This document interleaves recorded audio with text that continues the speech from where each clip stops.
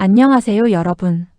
오늘은 해외 선물 거래소 수수료 차이와 초기 비용을 줄이는 방법에 대해 자세히 알아보겠습니다.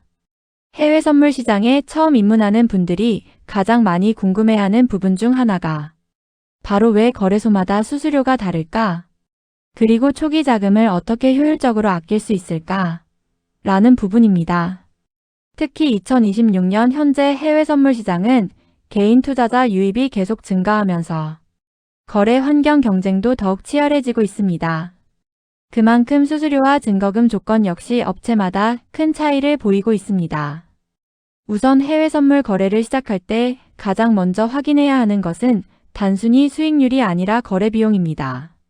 많은 초보 투자자들이 차트나 매매 기법만 집중해서 보지만 실제로 장기적으로 보면 수수료와 슬리피지, 스프레드 같은 거래 비용이 누적 수익률에 상당한 영향을 미칩니다. 특히 단타 매매를 자주 하는 트레이더일수록 수수료 차이가 훨씬 크게 체감됩니다. 예를 들어 하루에 10번 이상 진입과 청산을 반복하는 스캘핑 트레이더라면 계약당 수수료 차이가 작아 보여도 한 달 누적으로 보면 상당한 금액 차이가 발생할 수 있습니다. 그래서 실전 고수들은 단순히 이벤트나 광고만 보기보다 실제 왕복 수수료와 체결, 환경을 굉장히 중요하게 체크합니다. 그렇다면 왜 해외 선물 거래소나 중개업체마다 수수료 차이가 발생할까요? 가장 큰 이유는 운영 구조 차이 때문입니다. 국내의 대형 증권사들은 안정성과 규제 준수를 중요하게 운영하는 경우가 많습니다. 반면 해외 선물 전문 중개업체들은 거래량 중심 구조로 운영되기 때문에 상대적으로 낮은 수수료 정책을 제공하는 경우가 많습니다. 특히 일부 해외 중개업체들은 거래량이 많은 고객을 유치하기 위해 공격적인 수수료 할인 정책을 운영하기도 합니다. 거래를 많이 할수록 회사 입장에서도 수익이 발생하기 때문에 고객 유입 경쟁이 심한 시장에서는 자연스럽게 수수료 경쟁도 치열해지는 것입니다. 또 하나 중요한 부분은 거래소 수수료와 중개 수수료가 구분된다는 점입니다. 해외 선물은 CME 같은 글로벌 거래소 이용 비용이 기본적으로 포함되는데 여기에 각 중개업체의 운영비와 수익 구조가 추가됩니다. 결국 같은 상품이라도 어느 업체를 이용하느냐에 따라 최종 거래 비용이 달라질 수 있습니다. 실제 CME 그룹은 상품별 증거금과 거래 관련 기준을 지속적으로 조정하고 있으며 시장 변동성이 커질 경우 유지 증거금 역시 상향될 수 있다고 안내하고 있습니다.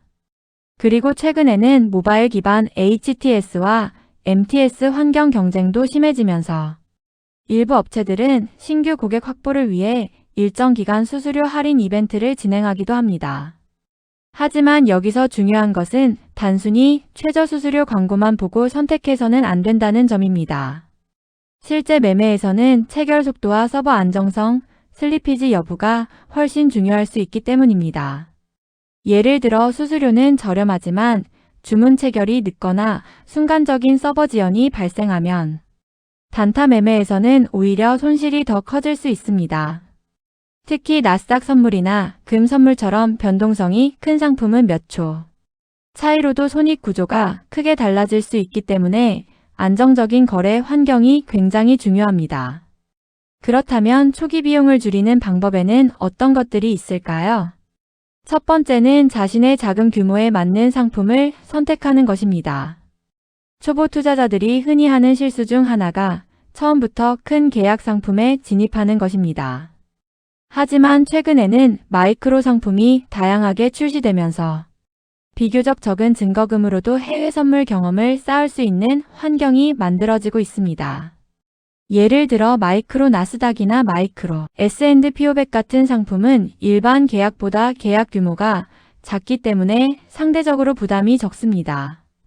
실제로 경험 많은 트레이더들도 처음 전략 테스트를 할 때는 마이크로 상품으로 접근하는 경우가 많습니다. 두 번째는 불필요한 잦은 매매를 줄이는 것입니다. 초보 투자자들은 시장이 움직일 때마다 계속 진입하려는 경향이 있습니다. 하지만 이런 과도한 매매는 결국 수수료 누적으로 이어질 가능성이 높습니다. 실제로 장기적으로 살아남는 트레이더들을 보면 하루에 몇 번 안 되는 핵심 자리만 공략하는 경우가 많습니다. 세 번째는 데모 계좌나 모의 투자를 충분히 활용하는 것입니다. 최근에는 해외 선물 플랫폼들도 모의 거래 기능을 강화하고 있기 때문에 실제 자금을 투입하기 전에 충분히 연습할 수 있는 환경이 좋아졌습니다.